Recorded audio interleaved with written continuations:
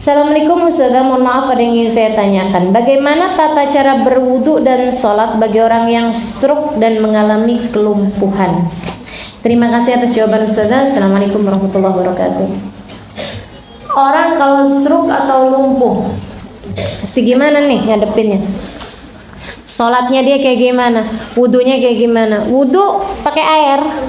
Kalau dia bisa wudu sendiri, wudu sendiri. Kalau dia nggak bisa wudu sendiri, diwudukan. Ya. Kalau diwudukan nih gimana nih?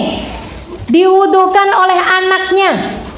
Kalau dia punya anak, diwudukan oleh saudaranya. Kalau dia punya saudara yang tinggal bersamanya. Kalau dia nggak ada anak, nggak punya saudara, nggak punya sesiapa yang bisa bantuin, wajib hukumnya untuk bayar orang mewudukan dia. Itu termasuk salah satu dari perawatan, teman-teman saya sekalian. Misalnya minta ponakan kah atau siapakah untuk waktunya sholat yang terdekat, tentu aja ya, yang dekat, tangga misalnya gitu, tolong ya wuduin saya, nanti saya bayar. Kalau memang seperti itu, kalau memang perlu untuk dibayar, bayar teman-teman saya sekalian. Itu adalah salah satu dari perkara wajib. Sama kayak orang nggak bisa baca Quran misalnya gitu ya, itu teman-teman saya sekalian wajib nyari orang ngajarin dia baca Quran. Kalau harus dibayar, bayar, wajib itu hukumnya. Itu lebih wajib daripada kamu beli baju. Jadi kalau misalnya kamu nggak bisa wudu nih, stroke, nggak ada yang bisa bantu dia untuk berwudu, maka dia wajib membayar orang untuk bantuin dia wudu. Belum boleh tayamum Ustazah, belum boleh tayamum. Kalau enggak dia belajar dengan kelumpuhan dia, misalnya lumpuh kakinya, tangannya enggak, berarti kan masih bisa tuh datengin air misalnya gitu ya, dia wudhu sendiri gitu, yang sebisa yang dia lakukan. Kalau memang udah benar-benar lumpuh yang nggak bisa ngapa-ngapain, nggak bisa wudhu, nggak bisa apa, nggak bisa minta tolong orang juga untuk wudhuin dia, ya udah tayamum. Kalau masih bisa, kalau nggak bisa tayamum juga, namanya faqidut tahurin, wudu aja yang sebisa dia lakukan. Nggak bisa ngapa-ngapain, ya udah nggak usah ngapa-ngapain, nggak usah wudu. Faqidut tahurin, kehilangan dua cara sesuci, wudu nggak bisa, tayamum nggak bisa. Nah, yang kayak begitu itu di sholat aja, nggak usah pakai wudu, gitu ya. Tapi itu hanya untuk orang yang memang benar-benar cara wudu udah nggak memungkinkan lagi. Kalau sholatnya bagaimana? Nah, sholatnya seperti yang diajarin Nabi. Kalau bisa berdiri, nggak bisa berdiri duduk, nggak bisa duduk tidur miring, nggak bisa tidur miring, tidur telentang. Teman-teman saya sekalian, saya kira tidur telentang itu bagian terakhir ya. Kalau orang tidur telentang nggak bisa juga ngapain? Ya udah mati, disolatin.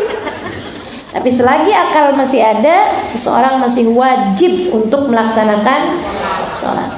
Assalamualaikum Ustazah, semoga Ustazah selalu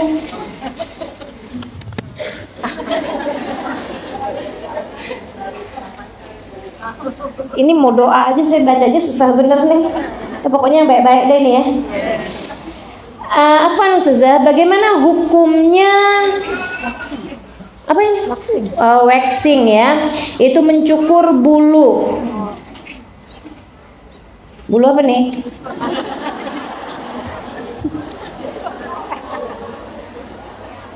Oh iya, beneran loh ini, bulu kemaluan yang dilakukan oleh orang lain atau wanita. Tujuannya untuk menyenangkan suami. Nggak boleh. Itu adalah aurat yang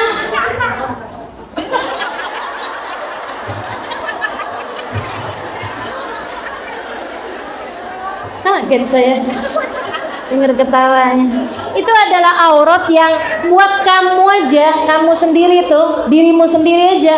Hukumnya makruh untuk sering-sering melihatnya tanpa ada alasan yang dibenarkan. Buat diri sendiri aja makruh buat lihat, dan itu termasuk dari perkara yang menggelapkan hati. Sering-sering melihat kemaluan sendiri. Teman-teman sekalian, yang nggak makruh, yang nggak haram itu malah justru suami doang, begitu kan? Teman-teman sekalian saya muliakan, malah justru pasangan nggak makruh gitu. Diri sendiri aja makruh loh nih. pasangan nggak makruh, luar biasa ya. Nah, ini sekarang ketawa baru nih.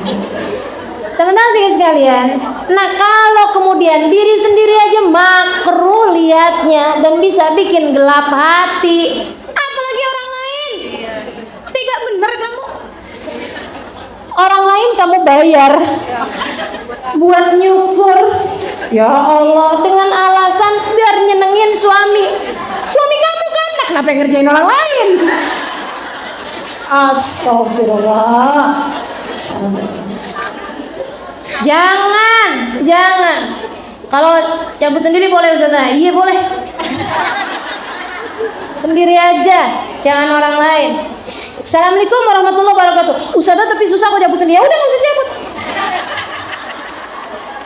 Itu lebih baik ya daripada orang lain yang ngerjain. Haram teman-teman saya sekalian. Yang haram dua-duanya. Kamu haram, dia haram. Kamu haram, dia haram.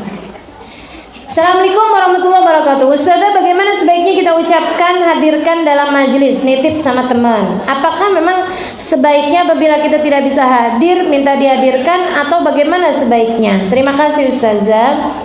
Sering disalahartikan, kita lagi jalan-jalan dan tidak bisa hadir, akhirnya nitip aja. Nitip apa? Nitip hadir. Emangnya absen kuliah? Titip absen ya.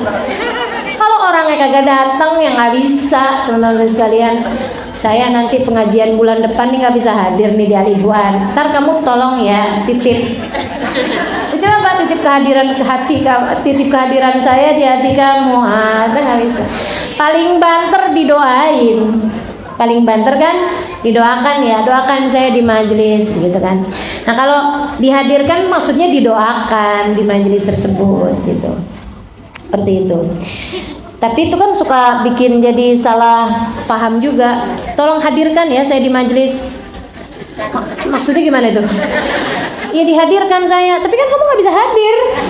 Dihadirkan gimana? Ya didoakan, diingat saya di majelis. Oh ya, gitu kan. Assalamualaikum Ustazah, saya mau bertanya, kalau kita berwasilah dengan amal baik yang kita lakukan buat perkara dunia, itu sama aja nggak kayak kita melakukan pekerjaan akhirat untuk dunia? Mirip. Terima kasih Ustazah. Mirip, cuman tinggal bagaimana niat kamu aja. Yang sering kali dijadikan wasilah dengan amal dunia untuk urusan dunia itu adalah amal yang sudah berlalu, bukan yang akan dikerjakan. Begitu ya? Paham gak ini? Enggak. Iya nggak apa-apa. Jujur aja, kalau nggak paham jujur aja. Jadi saya bisa coba cari pemahaman. Jadi gini, ada hadisnya. Nabi Muhammad cerita tentang 3 orang yang terjebak dalam gua. Kan? Jadi Nabi bercerita, ada hadisnya ada dalam kitab Riyadhus Shalihin, karya atau susunan dari Imam An-Nawawi alaihi ridwanullah. Boleh dirujuk bagi yang kerjaannya tukang nyari-nyari dalil. Di sana ada Nabi Muhammad alaihi wasallam cerita yang nggak biasa nyari-nyari dalil gitu ya. Udah percaya aja sama saya. Nabi cerita pada zaman terdahulu, kata Nabi Muhammad, ada seseorang sedang melakukan perjalanan ketika datang hujan, geledek, petir, mereka kemudian masuk ke dalam sebuah gua. Tiba-tiba ketika mereka berada dalam gua tersebut, batu di atasnya gua itu jatuh menutupi mulut gua. Mereka ada di tengah hutan, nggak bisa keluar, nggak ada makanan, nggak ada apa-apa, dan mereka boro-boro mau dorong tuh batu, nggak kuat sama sekali, nggak bisa sama sekali. Kalau mereka berada dalam gua tersebut, maka matilah mereka. Kan gitu ya? Orang kan 3 hari 3 malam nggak minum mati, orang nggak makan 7 hari 7 malam mati. Jadi akhirnya mereka pun ada dalam gua. Apa nih? Mereka kemudian bertawasul dengan amal soleh mereka. Mereka bilang, ayo mari kita bertawasul dengan amal soleh kita. Berdoa dengan amal ibadah mereka yang kiranya dicinta sama Allah. Yang satu bilang, ya Allah, saya adalah seorang anak yang paling bakti sama orang tua saya. Saya adalah seorang anak yang berbakti sama orang tua saya saya nggak akan makan sebelum mereka makan. Ya Allah, saya setiap hari memerah susu. Tidak akan saya dan keluarga meminumnya kecuali setelah kedua orang tua saya minum susu tersebut.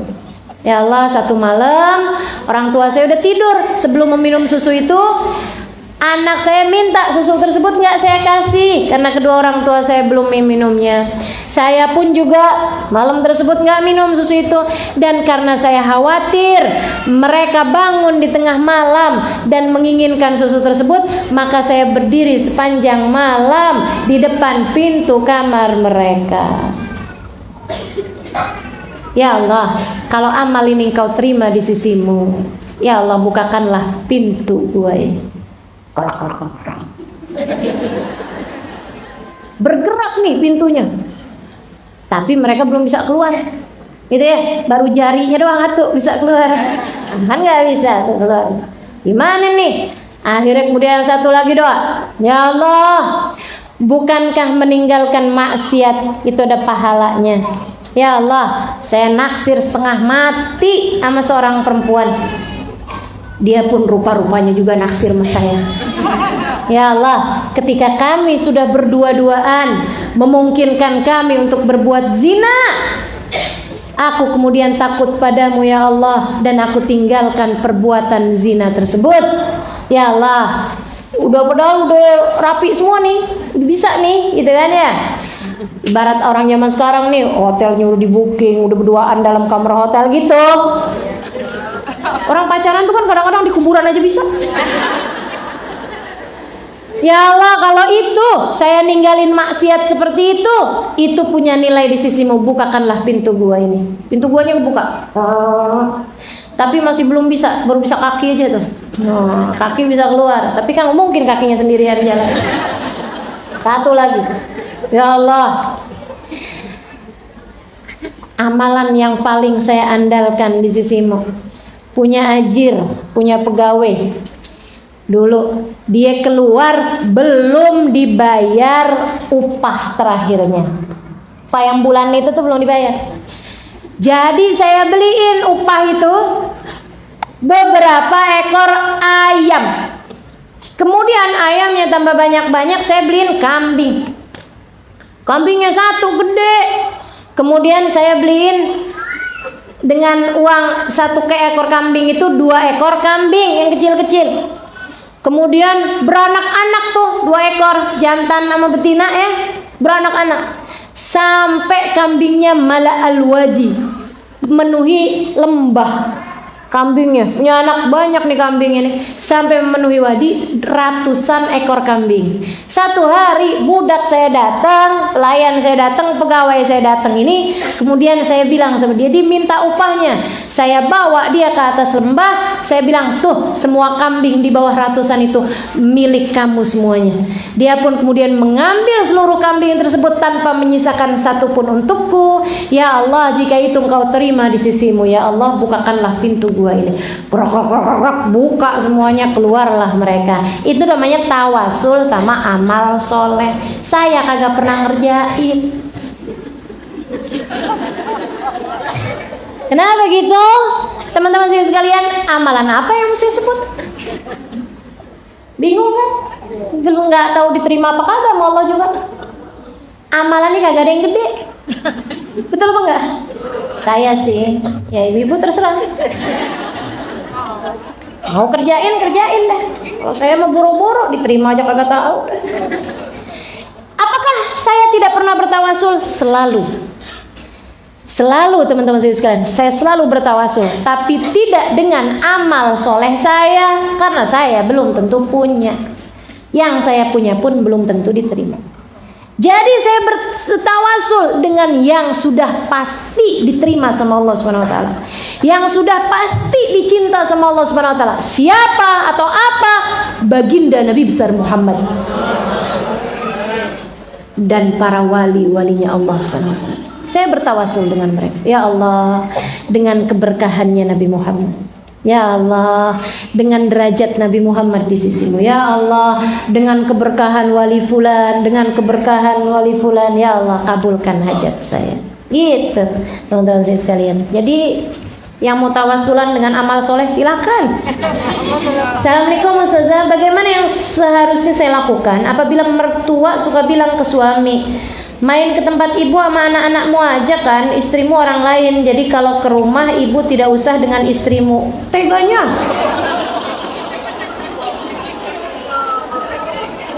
Ini mertua mana nih yang menganggap menantunya orang lain? Menantumu adalah ibu, anak, ibu, cucu-cucumu. Kok bisa jadi orang lain? Ya Allah, ya. Padahal saya selalu berusaha berbuat baik dan semua adik, kakak, suami berusaha untuk memisahkan saya dengan suami. Padahal saya dan suami dari keluarga kecil dan keluarga kecil saya bahagia-bahagia saja. Terima kasih Ustazah, nggak apa-apa. Emang hidup tuh ada aja ujiannya. Kan gitu ya? Nggak apa-apa. Kamu nilaimu bukan pada perlakuan orang lain padamu, tapi nilaimu adalah bagaimana kamu memperlakukan orang lain. Udah nggak apa-apa. Mungkin ya itu jadi cerminan, begitu kan ya? Saya mungkin kurang menyenangkan, saya mungkin selalu menyebalkan atau apalah, silahkan bercermin sendiri. Nah kemudian sudah itu doakan semuanya dan jangan ya, jangan mau-maunya terpisah sama suami dan anak-anak hanya karena ya itu, hanya karena keluarga yang tidak suka sama kita, kan gitu ya? Jangan teman-teman saya sekalian, jangan. Ada seorang datang kepada Imam Malik, dia bilang, Tuan, saya punya imam, saya punya istri nggak disenengin sama keluarga saya. Saya punya istri, ibu bapak saya nggak suka sama dia, sehingga mereka meminta saya untuk pisah sama istri saya. Bagaimana menurutmu? Saya kerjain apa saya nggak kerjain? Saya cerain nggak nih istri saya yang nggak disukain sama bapak ibu saya? Imam Malik nanya, bagaimana istrimu sama kamu?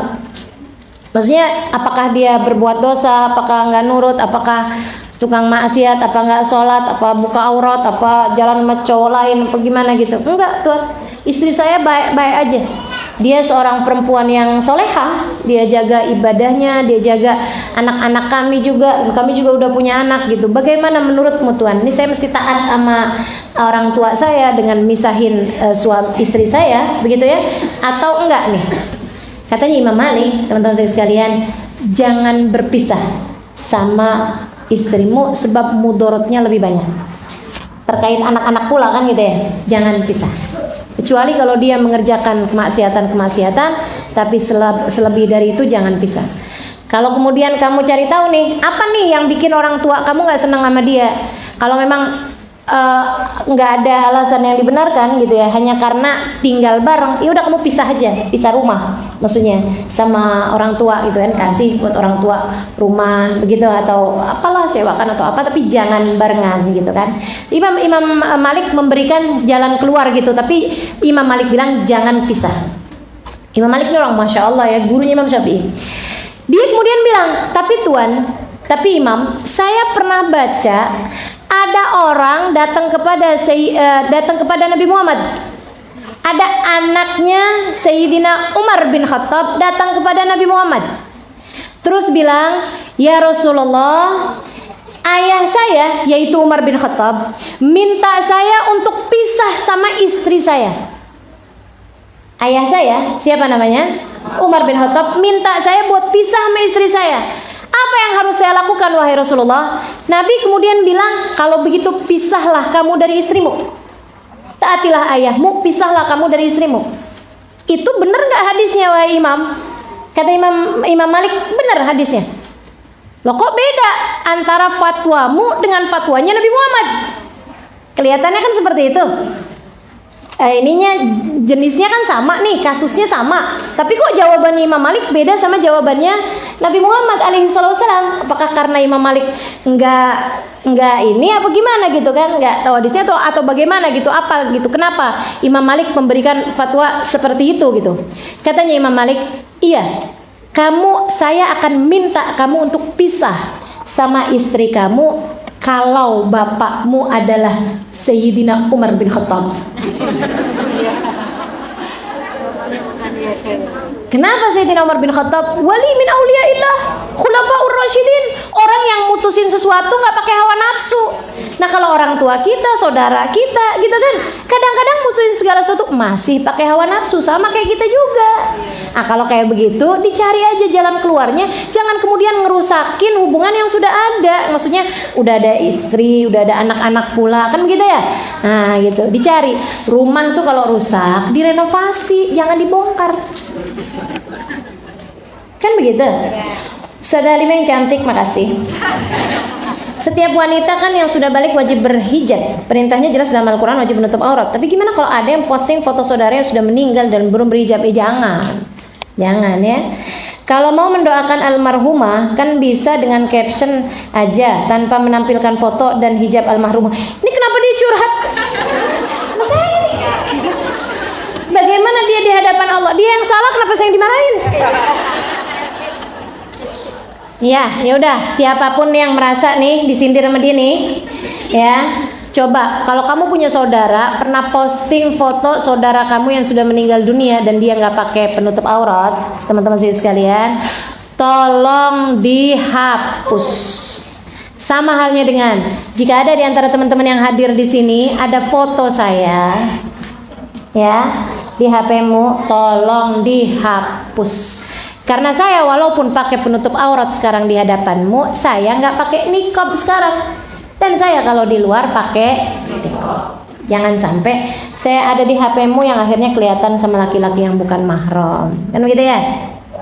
Makasih Ustazah, semoga Ustazah selalu sehat. Assalamualaikum warahmatullahi wabarakatuh. Teman-teman sekalian, kalau ada orang misalnya dia pakai jilbab, apalagi dia pakai niqab, kalau dia meninggal dunia, jangan ditaruh fotonya di buku-buku tahlil. Kalau laki-laki dia nggak apa-apa, tapi kalau perempuan jangan. Laki-laki aja saya kurang setuju, tapi oke lah gitu. Mungkin orang lupa siapa sih ini yang meninggal gitu kan, ada ininya gitu, bukunya kan jadi diingat gitu ya. Tapi kalau perempuan jangan, teman-teman sekalian. Walaupun pakai kerudungan Ustazah, walaupun pakai kerudungan gitu, jangan teman-teman sekalian. Assalamualaikum warahmatullahi wabarakatuh. Ustazah yang Allah rahmati, amin. Ustazah, suami saya dari lahir adalah anak angkat dari sebuah keluarga. Apakah sama talinya dengan yang sekandung? Enggak sama. Ya, akan tetapi kalau berbuat baik sama orang yang telah berbuat baik sama kita, itu kan sama siapapun aja juga memang dianjurkan. Iya kan? Jangan karena sama orang yang udah berbuat baik sama kita sebagai balas jasa ya, sama yang nggak berbuat baik sama kita aja kita mesti berbuat baik sama dia gitu. Nah jadi kalau suamimu adalah anak angkat begitu kan ya, kita mesti berbuat baik juga, atau suami mesti berbuat baik juga sama saudara-saudaranya, sama orang tua angkatnya yang telah berbuat baik sama dia selama ini gitu. Assalamualaikum Ustazah, bagaimana saudara sekandung datang bersilaturahmi dengan tujuan pinjem uang? Ya udah gini dah, kamunya punya duit apa enggak? Kan gitu ya. Kalau kamunya punya, teman-teman sekalian kasih. Terus gini. Kalau suami kamu mau ngasih sama saudaranya, jangan halangi. Gak apa-apa, kasih. Ya tapi Ustazah nanti buat keluarga kita kurang. Itu kan persangkaan kamu aja. Tenang aja kok. Sedekah itu pasti berbalas. Nggak usah khawatir, jangan takut. Tapi nanti dia nggak bisa ngasih saya. Siapa bilang? Kalaupun dia yang jadi nggak bisa ngasih kamu dapat dari yang lain nanti. Nggak usah takut. Ya, nggak usah takut. Jangan cegah siapapun untuk berbuat sedekah, untuk berbuat baik sama orang lain. Assalamualaikum, kecuali kalau berlebihan. Dirinya sendiri nggak punya motor, saudaranya dikasih motor, itu kan berlebihan. Dirinya sendiri rumah masih ngontrak, saudaranya dibeliin rumah. Nah kalau kayak begitu, apalagi kalau sampai mengurangi hakmu sebagai seorang istri, istrinya kita buat bulan ini kita ngutang aja ya. Soalnya duit saya udah saya kasihin sama saudara saya, itu berlebihan namanya. Kalau berlebihan, ya kamu boleh ambil nggak usah ada duit dari saku suami gitu. Ya, boleh ngomong aja ya, ngomong ya. Assalamualaikum Ustazah, mau tanya Ustazah, singkat cerita. Singkat cerita. Ada aja nih singkat cerita segala. Singkat cerita, ada perang dingin antara orang tua ibu dengan anak dari bude. Masalah warisan. Saya sebagai anak harus gimana ya Ustaz? Diem aja. Kalau ikutan orang tua jadi keputus hubungan silaturahim. Tapi kalau kalau rekat datengin rumahnya jadi nggak enak sama orang tua juga saudara yang lain. Karena anak dari bude ini diasingkan karena masalah warisan rumah. Terima kasih jika berkenan menjawab Ustazah. Salam hangat. Ya kamu udah nanya, saya nggak mau jawab. Jadi gini teman-teman saya sekalian, kadang-kadang emang suka terjadi kayak begitu. Orang tua kita sama paman bibi kita ada ribut masalah apa gitu ya. Kalau kamu seperti itu, kamu harus jadi pihak yang mendinginkan, bukan jadi kompor. Mamah tahu nggak mah, emang dasar ya mah ya. Kompor tuh kamu tuh. Hati-hati teman-teman. Jangan. Mama kesian loh mah itu mah, padahal mah itu baik loh mah, padahal saya kemarin mah gitu kan ya. Pas lagi ketemu di majelis ditegurin mah, sedihinin mah gitu kan. Jadi sampaikan yang baik-baik tentang dia. Nanti kalau kita ketemu sama paman bibi kita juga sampaikan yang baik-baik tentang orang tua kita. Berusaha islah datul bain. Itu kalau sampai terjadi teman-teman sekalian, apalagi kalau kamu sampai bohong sekalipun tuh boleh dalam rangka islah datul bain. Kamu beli hadiah, kamu kasihin sama orang tua kamu, tapi bilangnya dari dia mah. Nanti kamu datang lagi ke bibi kamu bilang gitu kan, dari mama gitu kan. Buat nyambungin hubungan teman-teman sekalian. Kalau sampai baik hubungannya gara-gara kamu dapat pahala nggak tanggung-tanggung 30 kali haji yang diterima sama Allah.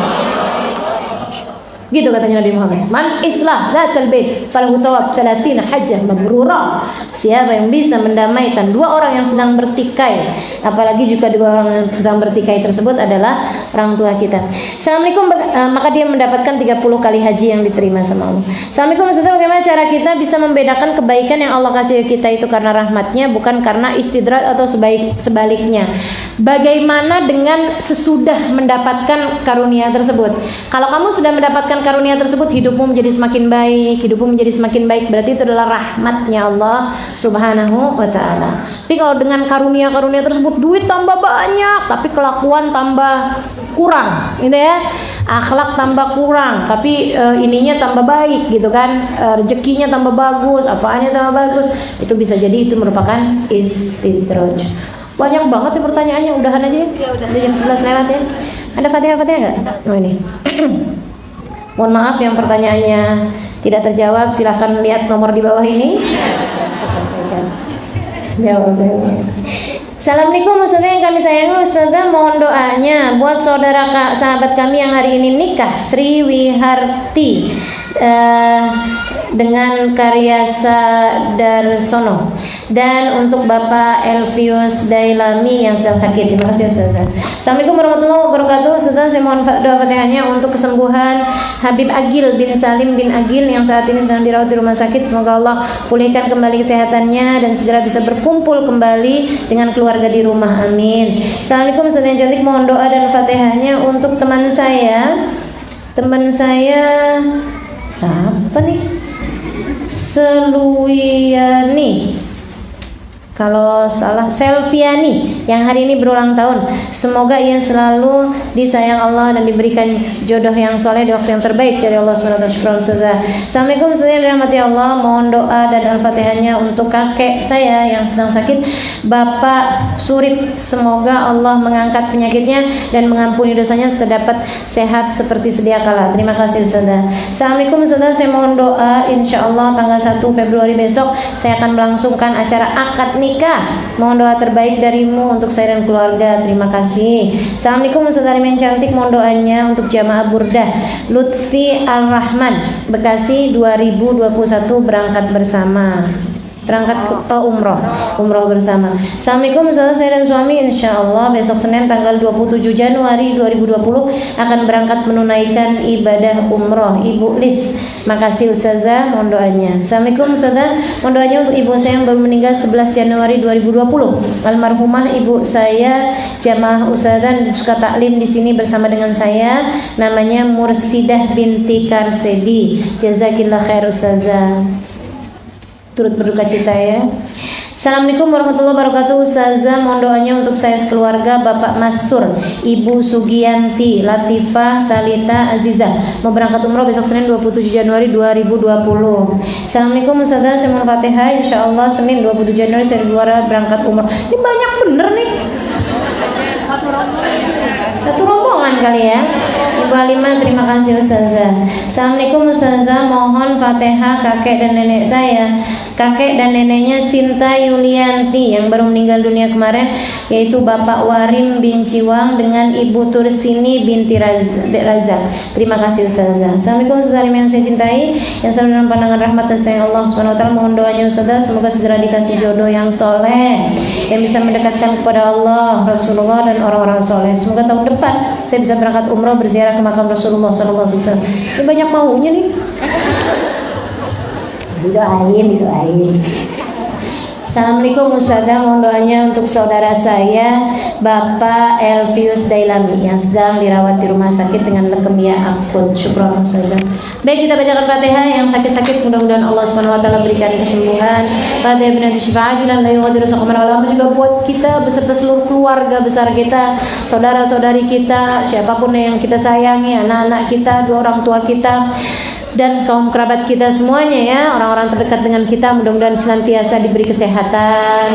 Umi saya juga di sini, Umi mertua, mudah-mudahan kita doakan selalu berada dalam keberkahan dari Allah Subhanahu wa taala. Insyaallah panjangkan umurnya, disehatkan badannya, dimurahkan rizkinya, dikabulkan hajatnya, selalu dalam rahmat ridha Allah Subhanahu wa taala. La hadirin yang bikurnia salihah, untuk semua yang sedang sakit-sakit, la hadratin Nabi Al-Fatihah.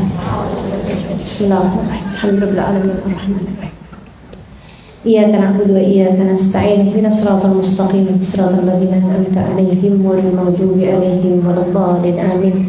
Kemudian kita bacakan Fatihah untuk semua untuk orang-orang yang sudah meninggal dunia. Yang tadi disebutkan namanya, ada kakek neneknya Sinta dan juga ada beberapa nama yang tadi disebutkan juga. Juga untuk almarhumah Umi Fatmah binti Muhammad Maula Khela, salah satu dari orang yang saya merasakan kebaikan-kebaikan beliau, insyaallah ya. Keluarga dari sahabat saya ini di sana daerah Jakarta Selatan sana ya. Sini juga Jakarta Selatan ya. Ya, pokoknya kita doakan mudah-mudahan beliau dibahagiakan oleh Allah Subhanahu wa taala dalam alam kuburnya insyaallah. La hadihin ya bikunnya salihah jami'ah syamilah. Nallahu yafluhu mirhamu taqashawmir mal maghfirah sekalian majana biram tasyallahul Fatihah. Alhamdulillahirabbil alamin.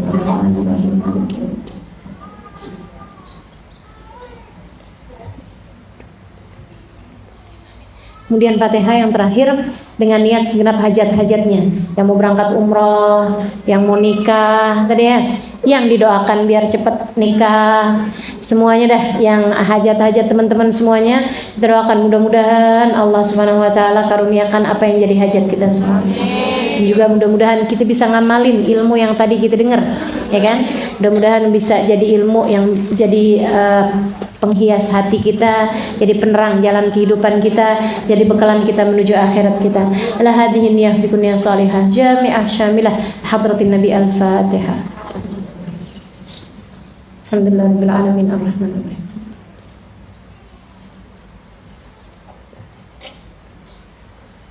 Taqabbalallah minna wa minkum taqabbal ya karim. Terima kasih atas segala perhatiannya, kurang lebihnya mohon maaf. Billahi taufiq wal hidayah. Wal afu minkum.